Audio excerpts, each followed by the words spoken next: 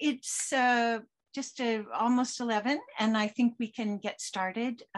Landry is going to introduce our guest, and I'm really looking forward to this talk. Landry, up to you. Yes, in keeping with our theme all this year of nature and saving nature, we're having a presentation today by Janet Kessler. She's known as the San Francisco Coyote Lady. She spent the last 15 years studying coyotes in San Francisco, getting familiar with their families, their habits, their ranges, and following their children and grandchildren as they develop a real extensive population in the city of San Francisco. Her website, Coyote Yips, is also a really wonderful resource for learning more about coyotes. And you can see on this first picture, that's Coyote Yips. Is that .org or .com, Janet? .com. .com. There we go. So without any further details, Janet, you may introduce yourself in addition in any way you like, and it's wonderful to have you here. Thank you. So I am Janet, and I'm here to talk about coyotes. But first, I want to welcome everybody and thank you for wanting to learn more about this urban wildlife that we're all seeing. So before I begin, a little bit about myself. I am a self-taught naturalist and coyote specialist who's been documenting coyote behavior here in San Francisco daily for the last 14 years. So there I am.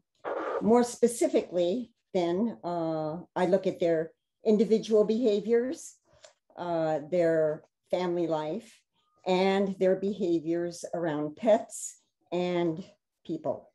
And I always begin by figuring out who each coyote is as an individual. I tell them apart by their faces. Each is unique, as you can see in these photographs here, and the differences run deeper into their various personalities, which become apparent by comparing and contrasting them. So, for example, you'll have some that are much more curious and inquisitive, whereas others are much more cautious and careful. You'll have some that are very playful, gregarious, and love to tease, and others who are more serious, watchful, and withdrawn. Then on top of these personality differences, their different social situations also distinguish them, and these evolve over their lifespans.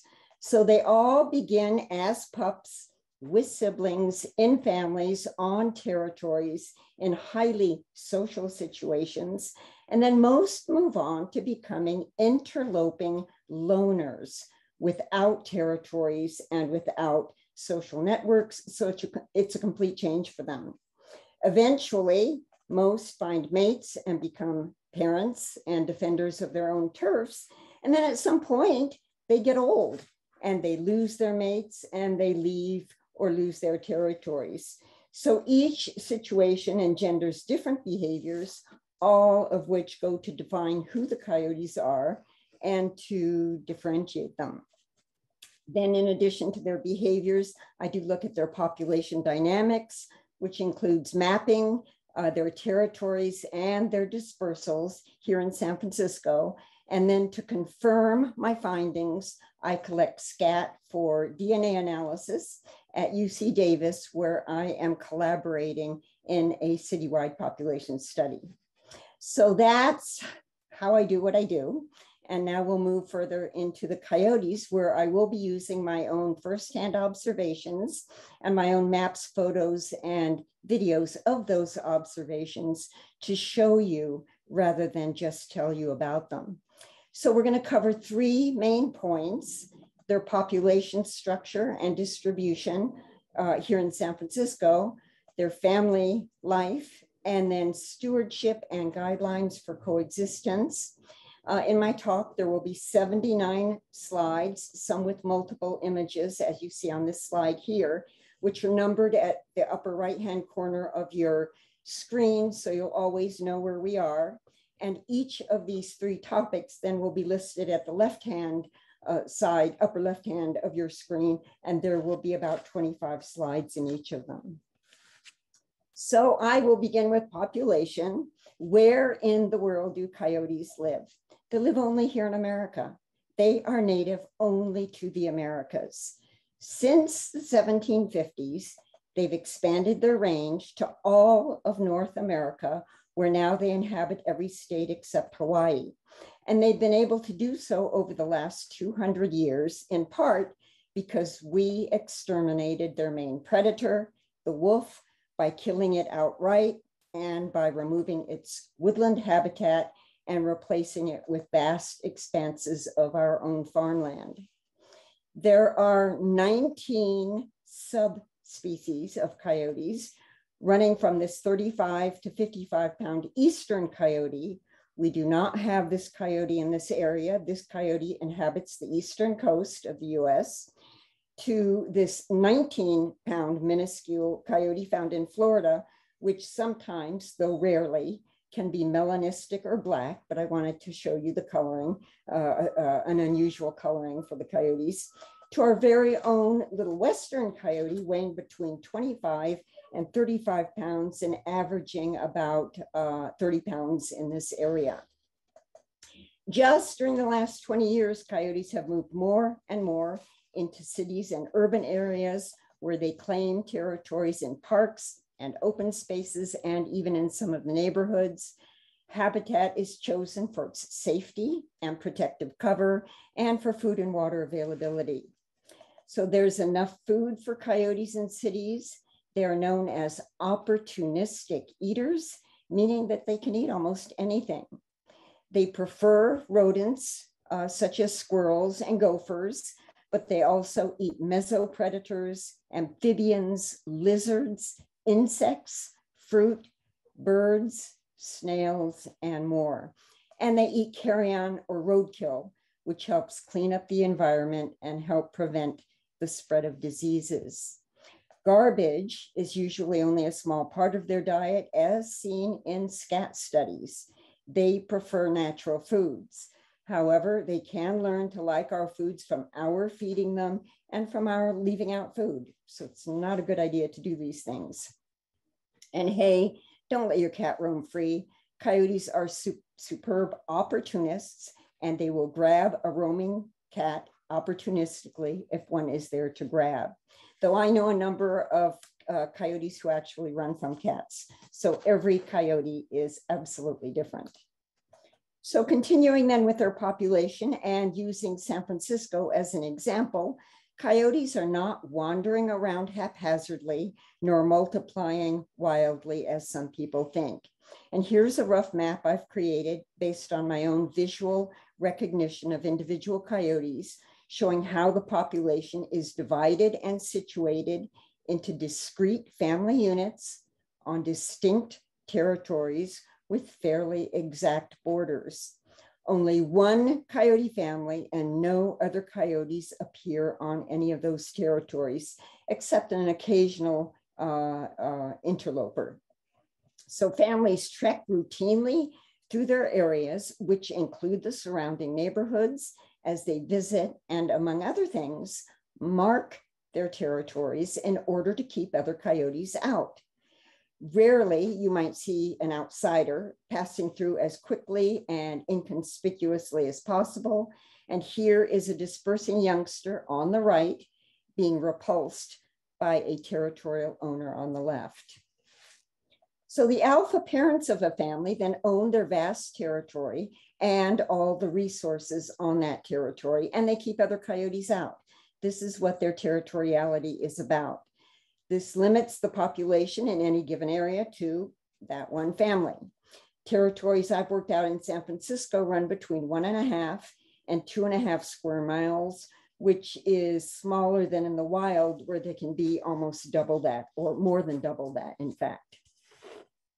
So these alpha parent pairs provide long-term stability to the area's population. I've seen some territories occupied for as long as 12 years by the same pair of coyotes, whereas their offspring always eventually move on.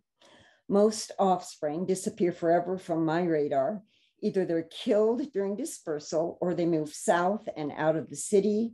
A few have taken over existing territories within the city, and I am able to follow some of those. Eventually, even the old alphas may abandon their long-term homes after losing a territorial battle, or even without such provocation, possibly because their reproductive years were over, as these two here. These are from, coyotes are from North Beach. However, their territory remained intact and was passed on to their daughter. Still, there's only one family on that territory. And again, here is that map. These territories here in San Francisco have been extremely stable, many since 2007 when I first started studying them, and others since 2014 when I discovered those territories within the city. Some with the same family, some with sequential families. So territoriality limits the population, but so does the fact that only the two alphas in any family ever reproduce, though I have seen one rare exception to this. And this is how it happens. A mother wallops her yearling daughter to either disperse her or to instill fear in her so that she won't reproduce.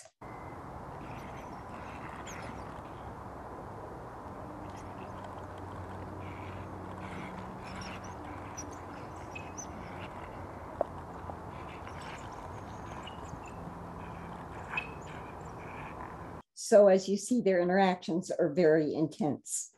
So coyote population is self-regulating. Younger females are referred to as behaviorally sterile. Culling and killing them disrupts this process, and they produce more litters and soon make up the difference. And this comes to you from a study by in 1972 by F.F. Knowlton. Know that 400,000 coyotes are killed each year, mostly by our US government, yet their population has not been dented. So we're still talking about their population. Pups are born just once a year in the springtime, which distinguishes them from dogs who can breed twice a year. Their reproductive cycles are quite different. And coyote males, interestingly, produce sperm only at this one time of year in a process called spermatogenesis. Litter size averages 3 or 4, though I have seen as few as 1 and as many as 7, and they have a fairly low survival rate. Dens are used only temporarily for the pupping season. Then, just like bird nests or our own cradles or bassinets, these are soon outgrown and abandoned by the coyotes to sleep out in the open. And here are some dens for you to see under trees or rocks, which could be expansions of pre-existing burrows of other animals, or they dig their own dens from scratch, which you can see are quite extensive. And they've even denned under some of our porches. They have a multiple set of dens ready for use in case they have to move due to, let's say, fleas or possibly for safety reasons. Territory population then grows during the pupping season, but it shrinks back down to just that alpha pair with possibly 1 or 2 yearlings lingering a little longer before moving on. The yearlings are the pups that were born the previous year. Pups normally disperse sometime in their 2nd year, though I've seen it as early as 9 months, and I've seen one case as late as 3 years of age. They're either driven out by a sibling or a parent. And in this photograph here, you see a dad and his daughter driving out the son. I guess the daughter's imitating the father here. Or they just pick up and leave on their own based on their own internal time clocks. So life without a territory is much more hazardous for a coyote. And I want you to know that even without us humans around, life is not easy for these coyotes. And here is a dispersing youngster begging to remain on a territorial family. I saw him repeatedly squeezing his eyes shut, just like this, in apparent terror. He is the fellow on the right. The territorial owner there is on the left. trying to drive him out. Here again, he's squeezing his eyes. He's totally lost. Here he's just kind of standing his ground. And here again, he's begging to stay. Here the family seems to be conferring. They're looking at him in the distance, and there they go after him. These photos were taken in the dark. You're not bound to see this kind of activity during daytime hours. The exposure has been increased tremendously so that you can see what's going on here. So dispersal is a dangerous time for coyotes due to cars, which are their chief killers in urban areas, due to hostile coyotes, as you have just seen, and due to unfamiliarity with the terrain. So discreetly and mostly at night is when they search for new homes. You're not very likely to see these dispersing coyotes. They keep under the radar as much as possible. So here are some dispersal directions I've worked out and final destinations within San Francisco.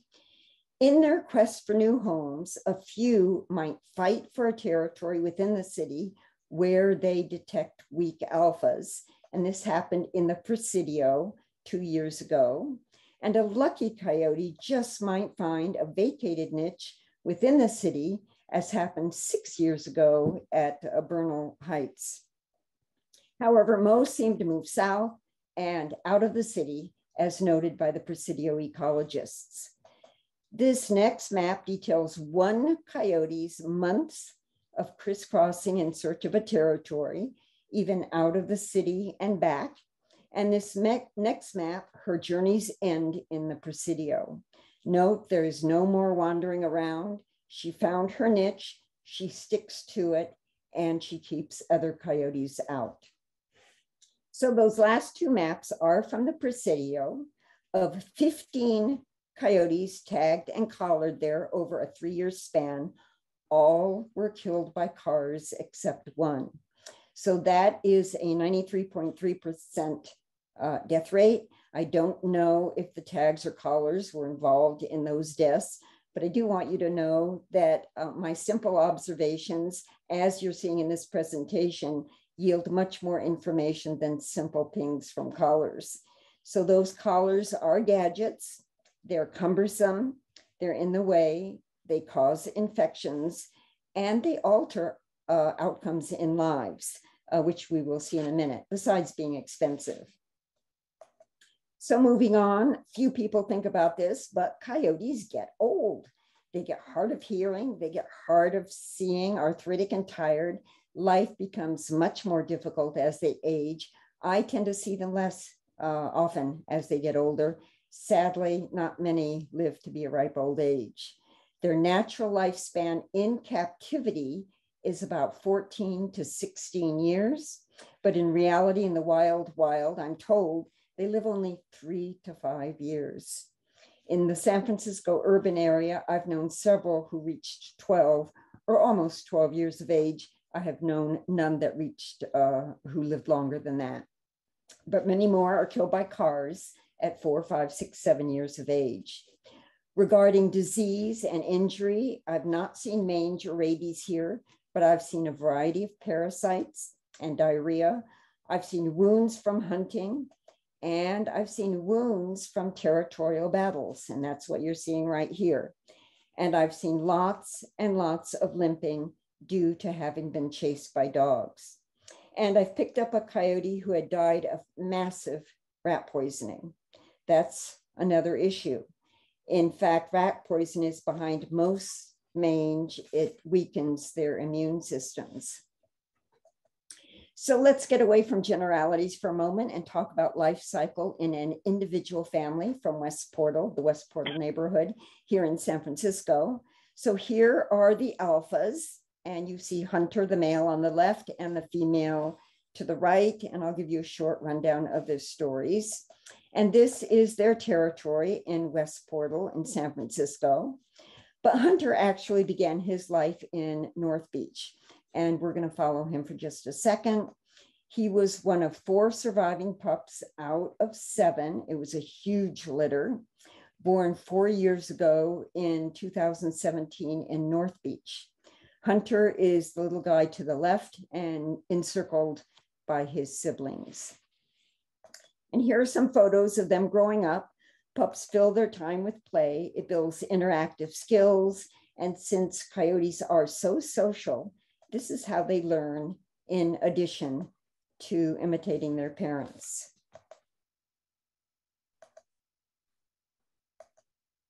The first to disperse or leave was Hunter. He was very mild and easygoing. It's his brothers who carried most of the energy, and maybe that's why they picked on him. He was driven out by his two brothers in a fight in August of 2018 at 16 months of age. There was biting, there was tail pulling, there was growling, and I happened to be there, and so I'm going to show it to you.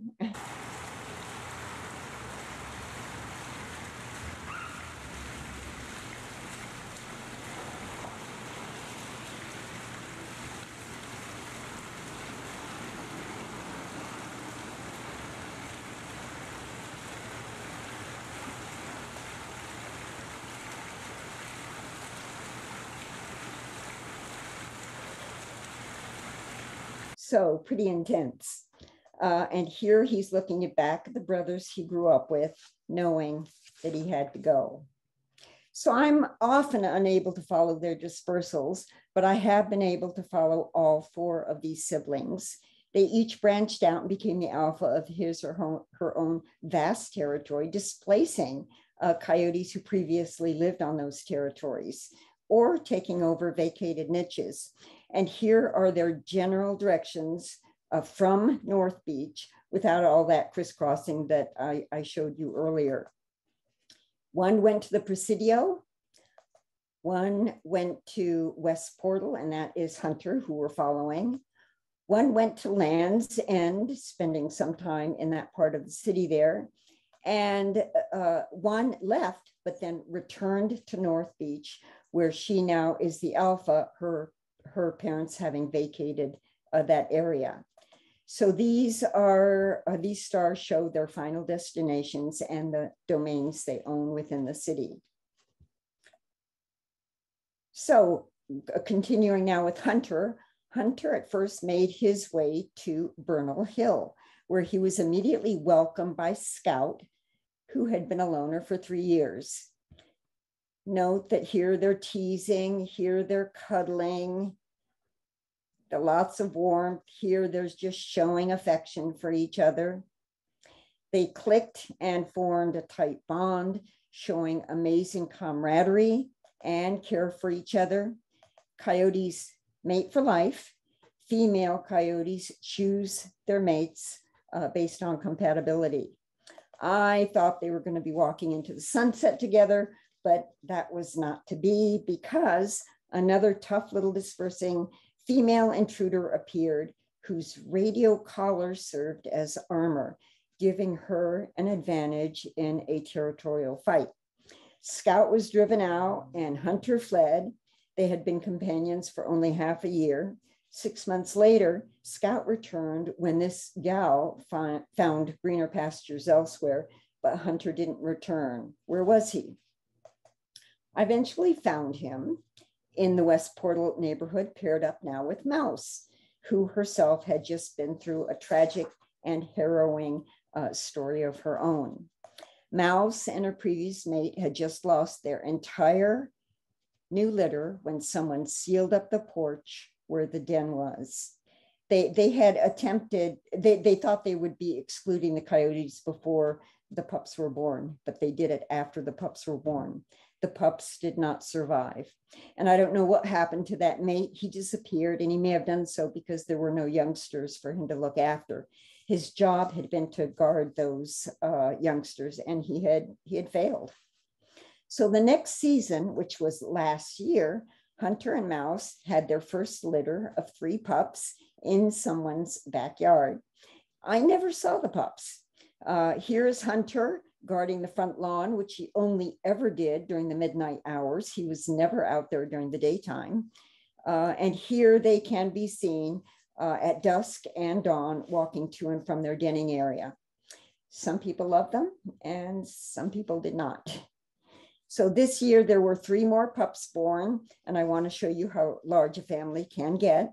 The family over the summer consisted of mom and dad, 2 male yearlings who helped feed, discipline, and babysit the 3 new pups, who would be full-sized and 7 months old now. Tragedy hit at the end of the summer when Mouse, at 6.5 years of age, and at least 1 pup were killed by cars. We know of 20 coyotes that have been killed by cars so far this year in San Francisco. There probably have been more, but that's the number that have been picked up by Animal Care and Control. And that's a huge number out of a total population of only 80 to 100. So the remaining yearling appears to have moved on, or maybe he was hit by a car. And I only ever see now 1 of the pups and occasionally dad. The rest are no longer around. So Hunter will find a new mate, or he'll be driven out by newcomers. It takes 2 to defend a territory. His story is in progress. I do want you to know that there was 1 family before he came here, and there was 1 family before that. Always on a territory, 1 family. And by the way, more sightings don't necessarily mean more coyotes. More sightings of the same family members might be caused by many factors, be it a new building development, drought, fires, extreme rain, moving a den, even the sudden appearance of more humans and dogs in parks, as during COVID. People were sighting them much more here in San Francisco during COVID. Social media, such as Nextdoor, can make it appear that there are more coyotes than there really are. In addition, leaving out food, feeding the coyotes, or even allowing your cats to roam free will attract coyotes to an area, and therefore you're going to be seeing more coyotes. Please don't attract them to your area. So that covers their population, density, their life cycle, and 1 family's growth and decline. And now let's talk a little bit more about coyote family life. A defining characteristic of coyotes is family life. They are social. They are very social. They famously mate for life, with rare exceptions. As we've seen from that West Portal family, a family usually consists of a male, a female, and usually pups and or yearlings who soon leave the area. And here, what you're seeing here is another such traditional family with 7-month-old pups. Now it looks like a pack of coyotes, but it's a family of 2 adults and 4 youngsters who will soon be leaving the area. They very much are youngsters. These do not act like adult animals. But there are variations on that theme. Here is a single mom with 2 sons. Her mate was killed by rat poison. Here is a territorial loner who remained single for 4 years before finding a mate. Here's a temporary pair who split up after 6 months due to another coyote. And we've already talked about this as Scout and Hunter. Here are 3 siblings who remained together over a year with no alpha pair. I think their parents were killed, but they claimed the territory and kept other coyotes out. And lastly, here is a recombined family consisting of dad to the right, a son to the left, and an adopted yearling female from another family who just appeared and I guess was accepted into this family. This dad's mate, the guy on the right, left him for another guy. So it was sort of a divorce, which is very unusual in coyote families, and possibly it was caused by feeding, which drew him away from his mate for hours and days at a time. So 2 years later, he did find another mate and another territory, so life does go on. So these coyote family units consist of related individuals and are not like packs of stray dogs, which are unrelated individuals and behave much more like gangsters. To the contrary, to those dog packs, coyote families are orderly and organized. There are hierarchies and there's discipline. Here, one is disciplining another by grabbing another's snout. It's a little bit like a hand slap.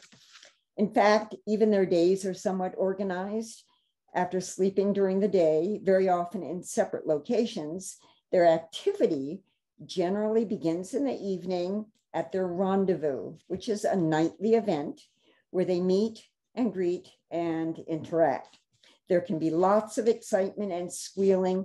It's a little bit like a party. And then they trek through their territories beyond the parks where they hunt, patrol, and mark their territories in order to keep other coyotes out, and they continue to socialize. Being in the neighborhoods is not wayward behavior. It's normal and it has a purpose. It keeps other coyotes out. So they care for each other through mutual grooming, like removing ticks from each other. And here's more unusual caring behavior, helping a mate in danger or in pain. The male on the left suffered a broken ankle when a dog chased him a few days prior to this photo. His mate is sniffing the injury to find out about it. And here she prods him to move away from the area where dogs might continue to chase him. They cuddle and greet each other with wiggles and squiggles and joyous jumps and body hugs. They're highly social and there's lots of intimacy between them. They tease and horse around all the time. Here one coyote slipped under another, lifting her on his back where she dangled for a moment. So they can be very, very funny. They love to play tricks on each other. To the left, mom teasingly swipes a rat from under her son's nose and runs with it, inspiring a game of chase. And another trick is to spy on and then steal something buried by another coyote and hide it somewhere just for yourself. So they are known as tricksters, and maybe this is why. Poking, pulling, and provocative nipping are all part of their mostly goodwill teasing, and here is that in action.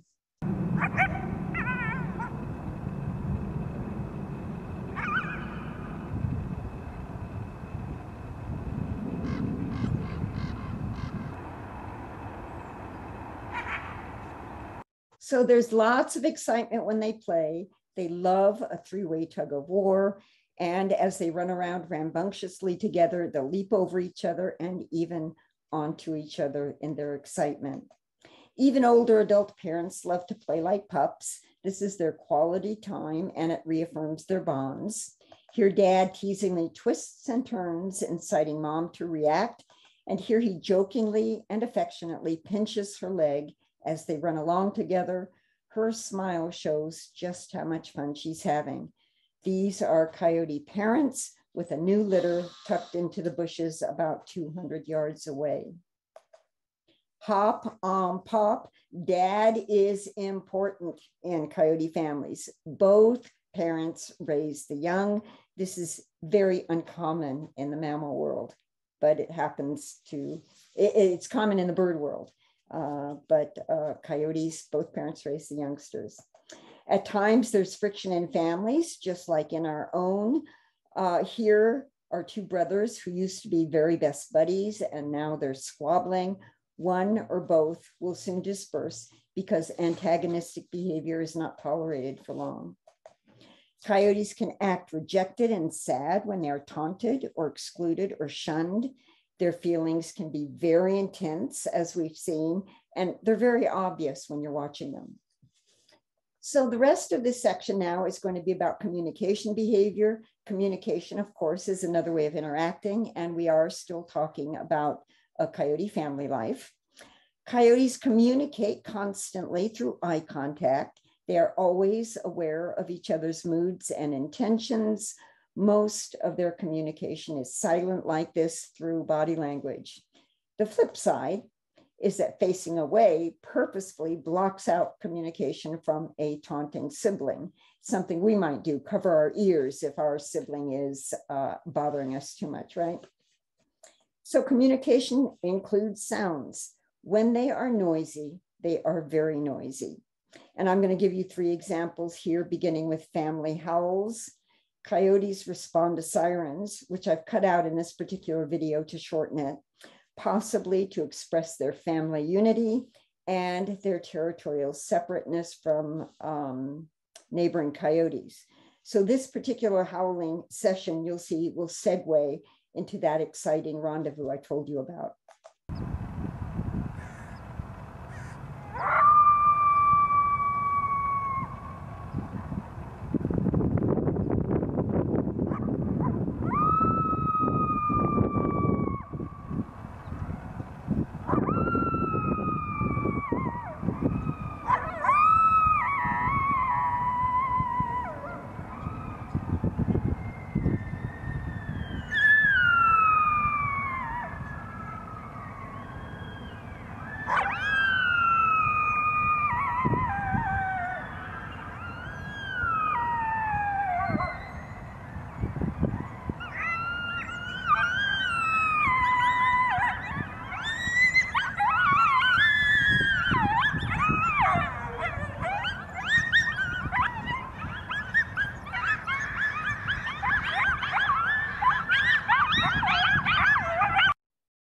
And the party begins. Next is social vocalizing of a mated pair. And I think you'll agree that this sounds very conversational.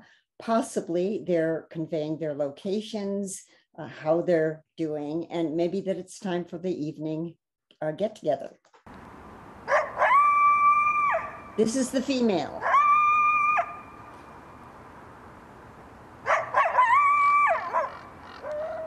That's the male in the distance.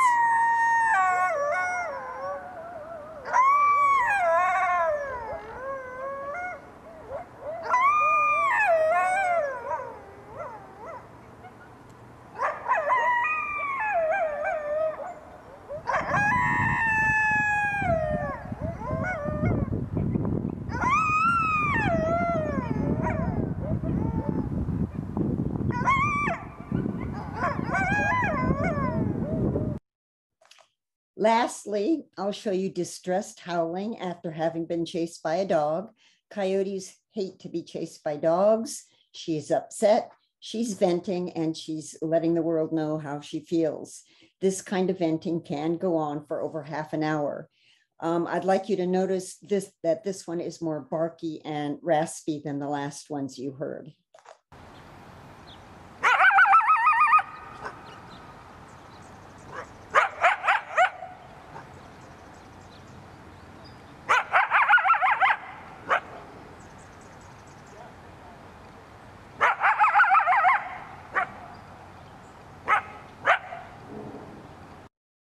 Summarizing then, their sounds range from raspy growls, snarls, hisses, and barks, as in that last recording you heard, showing that they are upset, angry, or they use it as a warning, to sing-songy friendly howls, yips, whines, and squeals, as in that family recording we heard.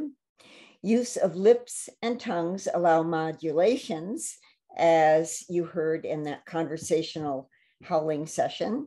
And then in addition, their ability to create a variety of sounds often cause just a few coyotes to sound like many more than there really are. Also, unique howl patterns identify each coyote, and I can distinguish some in the distance. And lastly, I have never heard coyotes howl at a kill. That's a misconception. They are quiet and secretive when they hunt. And we've barely scratched the surface here. There's hissing, there's purring, there's whining, there's screeching, on and on. So that covers their family and social life, their interactions, and their communication. And now we're going to move on to stewardship and guidelines for coexistence. As you've seen, coyotes are very wrapped up in their own social and family lives. They're mostly, but not entirely, active during the darker hours when we mostly are not around, even though they are diurnal, just like we are. These are not nocturnal animals. They've simply adjusted their time schedules to make it work. The biggest urban coyote issue is pets. Coyotes and dogs do not like each other, and small pets may look like food. Larger dogs can be threatening to them, and smaller dogs are vulnerable. 3 triggers often cause a coyote to react to your pet. First is proximity. It offers both coyotes and pets opportunities to interact, usually negatively. Let's not offer either of them these opportunities. Keep pets away from them. The farther, the better. Always walk away the minute you see a coyote. Secondly, coyotes hunt, of course. Very small pets are vulnerable. Coyotes don't know who is a pet and who isn't. How would they know this? So we need to keep our pets at a distance and supervise pets, especially small pets, even in yards, because coyotes can jump a 6-foot fence. Thirdly, their territoriality, which we've already talked about, is behind most of their antagonism with dogs, as it is with other coyotes. Territoriality is ownership. It's to ensure that the finite resources there are just for them. And it also provides a sanctuary for raising pups. So then, how do coyotes enforce their territoriality? They do so by messaging dogs and intruder coyotes to leave them and certain areas alone. And this is how they message dogs: through eye-to-eye contact and facial expressions, through body language, including scraping or kicking the ground angrily. And they may up the ante by charging and nipping the haunches or back legs of a dog, cattle dog fashion, in order to get that dog to leave. Most dogs, however, react to coyotes by barking at them, lunging at them, or chasing them. We need to prevent these by leashing our dogs and walking away in order to prevent an escalation. Here's more messaging through body language towards a dog. Note the hairpinned arched back. Note the gaping, and there is hissing going on. These are distinctly not dog behaviors. They're specific to coyotes and much more cat-like. So please remember, their aim isn't to maul your dog, it's to get your dog to leave. It involves scary messaging more than anything else. So please heed it and leave. Very small dogs are a different issue. And dogs communicate in their own subtle ways to other dogs and coyotes, most of which is below our radar until it's too late. You can minimize negative communication by keeping far away from coyotes in the first place and moving away the minute you see one. Intense coyote communication, even to a leash dog, can be frightening if you don't know what's going on. And here is an instance of a mother coyote approaching a leashed dog. She begins by kicking the dirt angrily.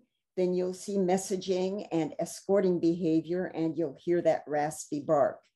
The trigger here is proximity both to her and to a den area. The dog owner doesn't know what is going on or what to do. She thought the coyote might want to play or was looking for a mate. So you'll see that in this video, I stop the video in order to explain to her what she should be doing. And when she moves away, then the coyote veers off of her path. Please note that most dogs will not be as calm as this dog. You need to move away and drag your dog away when you see this kind of a situation.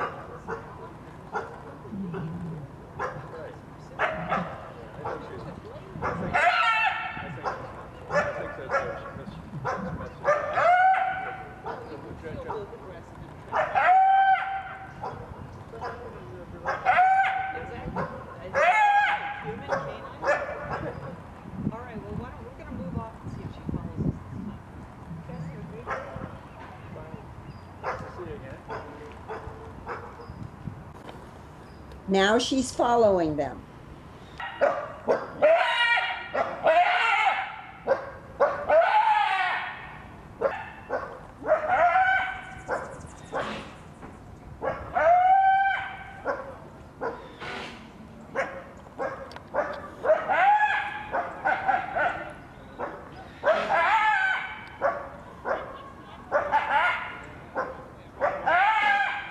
This is when I put down the camera and explain to her what to do. And when she leaves, note the coyote veers off of her path. Here is another instance of denning messaging behavior to a dog. It is intense, it is insistent and persistent, which is what makes it so scary. This is a denning area. And by the way, a denning area and this behavior can extend more than 1/4 of a mile from where the actual den is. So this kind of behavior is often accompanied by quick charges and retreats towards the dog. You need to move away from the coyote. That's what she wants.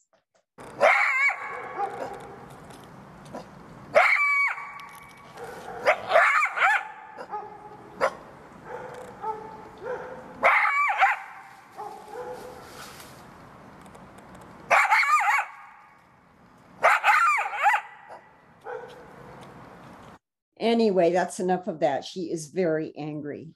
So in addition to this escorting behavior, which you saw in the previous video, a coyote could also follow a dog out of simple curiosity or to monitor it the same way you might follow a suspect prowling through your neighborhood. Just keep walking away from the coyote, picking up a small dog as you go without running, dragging your larger dog if you have to, and keep your eye on that coyote. You may try scaring that coyote off if it comes critically close, but mainly get away from it. That's what the coyote wants, and you might as well do it. Testing is a little different from messaging, and again, not so common. Curious coyotes may test or assess how a dog will react to them by approaching with a little bouncy gait or maybe play bows, and they'll try to interact, touch, or nip the dog's tail. Pull your dog away and keep walking on to end this behavior. In a totally different vein, too much love is just as harmful to coyotes as a culture of fear. In some pockets of San Francisco, the pendulum has swung from fear to too much love for the coyotes through feeding them, coupled with befriending, approaching, attempting to communicate with, or even prolonged mutual visual contact. This human engagement over time can break down natural safety barriers, causing a coyote to hang around listlessly, chase cars, approach people, and beg. It's best always to love their wildness at a distance and maybe just out of the corner of your eye. So here is a fed coyote hanging around right in the middle of the street. She's looking right up at the apartment where her feeder lives, waiting for that feeder to come out. This coyote has been thrown food from cars. Now she's in the streets chasing after them regularly. Children are a big concern. Coyotes are unpredictable, and so are children. It's not a good combination. Coyotes react to their quick motions and small size. Please keep children away no matter how docile the coyote appears. And this is actually no different from keeping kids away from skunks or raccoons, or even some domestic dogs who are much, much more likely to bite a child than is a coyote. The good news is that issues are very easy to resolve with minimal effort. Foremost, please practice complete avoidance. No matter how far away or near a coyote is, leash your dog the minute you see a coyote and walk away from it without running. Pick up very small dogs as you walk away. It's not a good idea to allow small pets to roam free in coyote areas. Prevent your dog from chasing coyotes. Almost all unleashed dogs chase coyotes. Once a dog has begun to chase, it will be hard to call him back. An alpha coyote could return the favor, chase back, and message the dog with a nip. Keep food of any kind out of your yard if you don't want coyotes visiting. Adults may scare away a coyote from a yard by banging pots and pans as they walk towards the coyote, without getting too close and without cornering them. Only adults should ever attempt this. So stewardship and safety guidelines are two sides of the same coin. We humans shape who the coyotes become. It takes a village to do it right. Please be ambassadors by spreading this information. I have little free-inch cards to distribute to anyone who wants to help with this. The guidelines are very simple. We want to keep the coyotes wild and safe and trouble-free. And to do so requires simply that we always leash and walk away from them. Don't approach, befriend, or interact. Keep your distance. Don't allow cats to roam free, and scare them off if they approach you. And scaring them off involves really angry behavior and charging towards that coyote, making a lot of noise. If you need help with this, you can contact me or Animal Care and Control. So in the public realm, the state of California and the city of San Francisco support coexistence through education. They've deemed coyotes not risky. Note that the news media and Nextdoor, that neighborhood social network, have not been helpful. They've been sensationalist, fear-provoking, and largely lacking a base of knowledge for their reports or postings, often amplifying fears unnecessarily rather than alleviating them. Risks of injury from a coyote are extremely rare, and here are some comparisons for you. 5,000 people a year get killed every year crossing the street, whereas only 2 deaths of humans from coyotes have been recorded ever in all time. And one of those deaths was of a small child whose neighbor had been feeding the coyotes. 1,000 dog bites a day send people to emergency rooms every single day of the year, whereas bites and scratches from coyotes to humans amount to 17 a year for all of North America, almost all due to breaking up a dog-coyote encounter, hand feeding, or to a very young unsupervised child where there has been feeding or in a den area. So pets need to be protected from many dangers. 5.4 million cats are killed each year by cars. 1.2 million dogs are killed each year by cars. Dog bites to other pets is the 3rd largest injury to pets. Potential danger from a coyote is relatively minor. Simple precautions can avert almost all potential dangers. Again, the number of dog-dog-ego conflicts dwarfs the number of dog-coyote territorial conflicts. Rabies in coyotes is rare. Only 0.2% of all reported rabies cases were coyotes in 2010, and they have not been on the CDC charts since that time. Bats have accounted for 33% of those cases, raccoons 30.3%, skunks 20%, and foxes 7%. Know that coyotes mitigate rabies by predation on the species that carry the disease. So we have covered where coyotes are in San Francisco. They are single families on large owned territories. We have covered who they are. They are highly social family critters. And we've covered how to get along and steward them, stay away, and walk away from them. So if you have any questions, please let me know.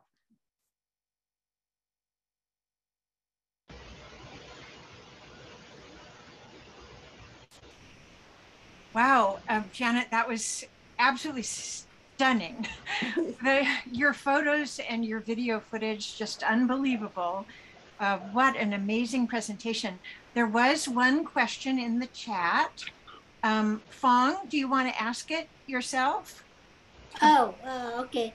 When you were showing the mated pair howling to each other, how far were they away from each other? The mated pair howling. Yeah. The conversational. Right, video. right. How far away were they? I mean, what I mean is they wouldn't howl when they're next to each other, right? They wouldn't howl when? When they're next to each other, they wouldn't howl. Oh yeah. Oh yeah, they do. They do? Oh yes. Oh, absolutely. Because they like howl. people. Yeah. So I don't know how far away those two coyotes were from each other. That seemed like a conversational type of thing. I was there in front of the female, and then I heard the male. The male must have been, he was pretty far away, loud enough for us to hear. Mm-hmm. Okay. So, but they very often howl in unison all together. And especially after you hear sirens, you'll hear them all howling together. Okay. Sound like human then. Wow, incredible. So Joyce also has a question. Joyce, do you want to unmute yourself and ask it?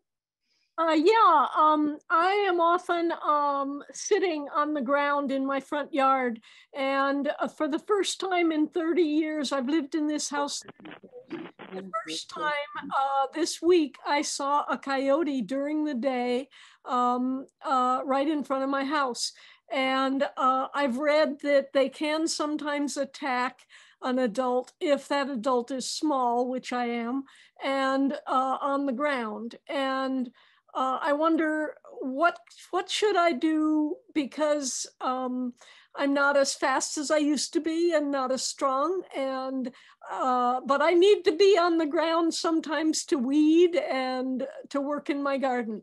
So yeah. What should I do, please? You should, for one thing, always be aware of your surroundings. So it's not as if you're in a bubble and can forget your surroundings. You must be aware of them. And then when you see a coyote, stand up. Yes, if you are low, if you are small, it's not that they want to attack you, it's that they want to come up and they're curious, and they'll probably want to find out about you. But I read in, where was it? Some city close to us, one coyote had attacked 5 different people. And one of those people was exercising on the ground. So coyote feels much more comfortable approaching small individuals. Yeah. So Joyce, stand up when you see them. So you're bigger than they are, right? Taller, yeah, taller. Gillis has a question. Oh, you want to unmute yourself? Yeah, it's actually Ruth, but yeah, that's great. I mean, it's a fascinating study that you've done. It must have involved many, many years of difficult work.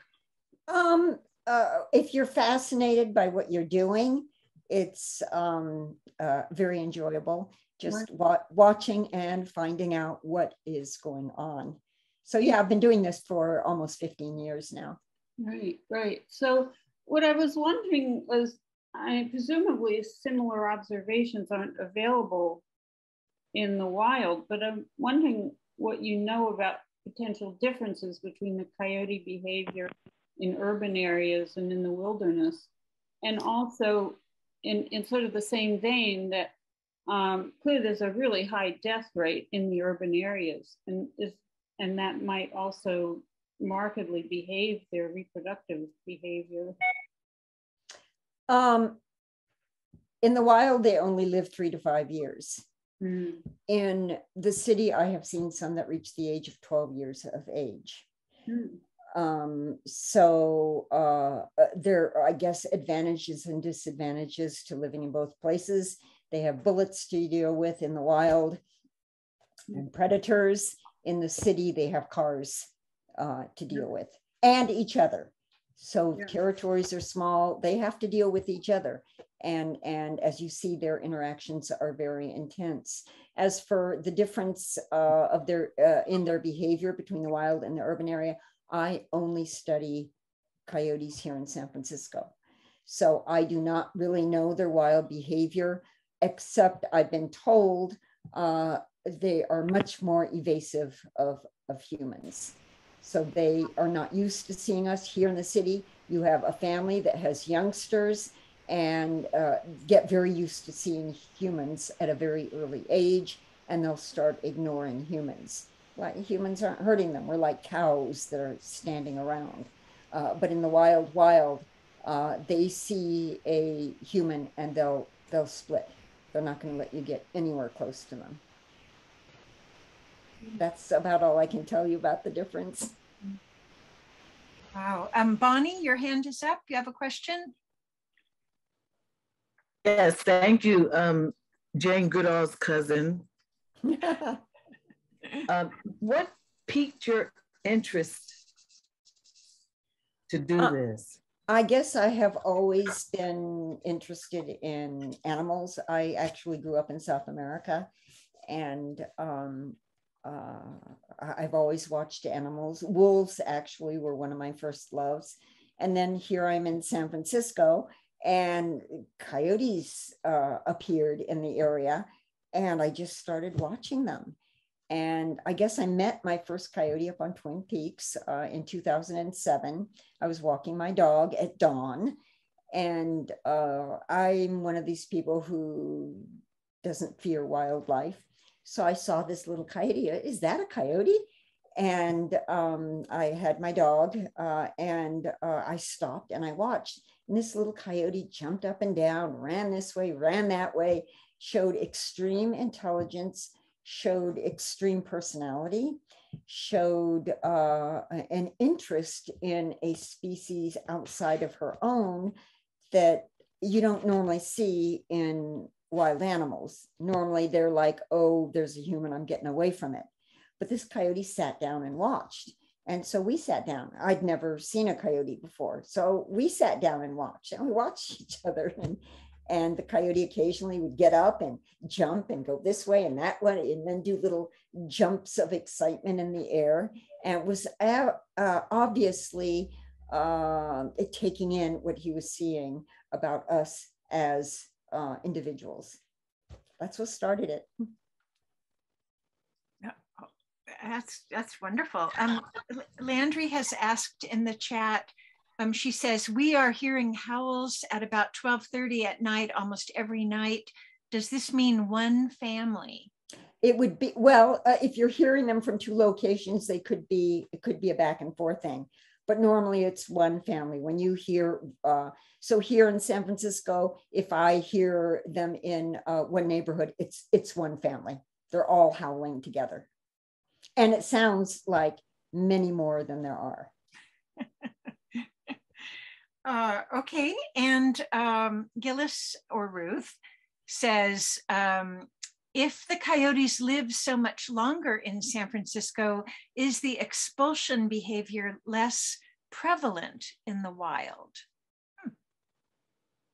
You might explain that. Yeah, I'm saying that some live to be 12 years old. I have seen it. I've not seen anyone older than 12. I've seen 11 and 12. Remember, I said that most coyotes are killed by cars at 3, 4, 5, 6 years of age. So, and I'm sure there are older coyotes, some coyotes that live to be quite old in the wild. I don't know the numbers. And as for expulsion, I don't know what happens in the wild. And you're right, I should read up on what's happening there. I know what happens here, which is that the youngsters leave and all you have is the alphas that end up remaining, unless one of the youngsters then takes over the territory. Incredible, incredible. Any other questions for Janet? You can unmute yourself or raise your hand. I do.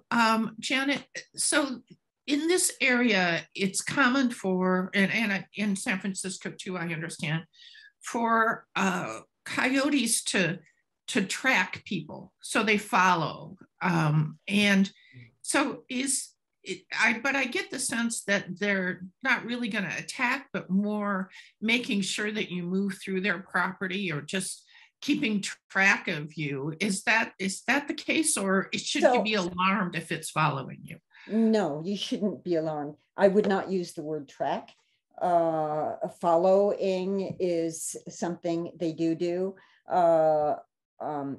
Obviously, if there's been feeding going on in an area, they might be interested to see if you might end up feeding them. And this is happening a lot in a place like Vernal Hill. The feeding is rampant, it's horrible, and we're trying to stop it. How do you stop it? These people do it surreptitiously. But it's being done because the coyote then looks up at the feeder very often and follows the feeder. So sometimes you can catch the feeder.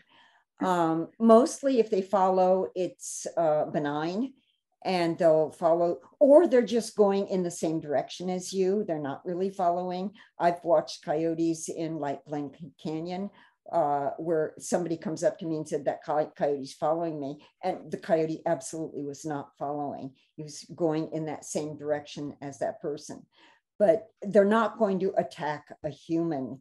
I mean, I've heard of some attacks. I really don't know where that's coming from. These coyotes don't want to deal with humans.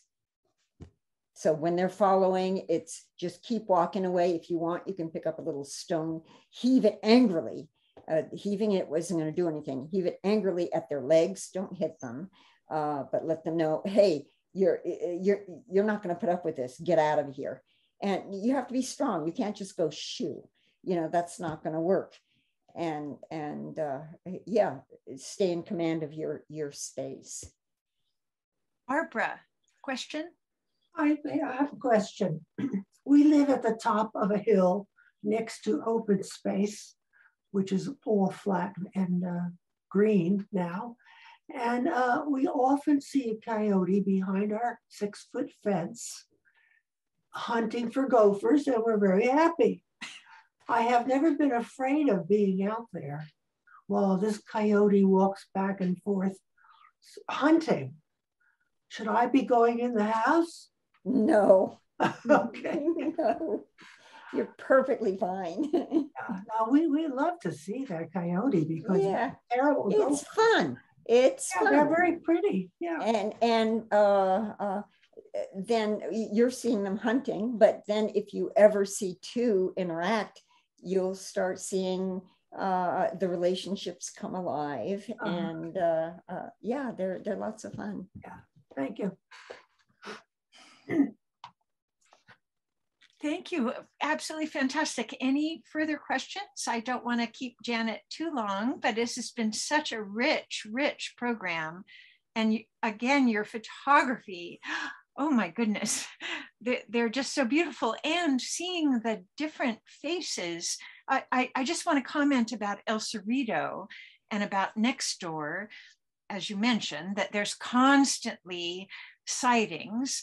And I'm imagining now, since they're mostly in the same neighborhoods, that they're seeing the same one or two coyotes over and over. But of course, we can't recognize the differences. No, and even people here, I spend a lot of time in front of the photographs, and coyotes from the same family, by the way, and this is fascinating, they have their family resemblances.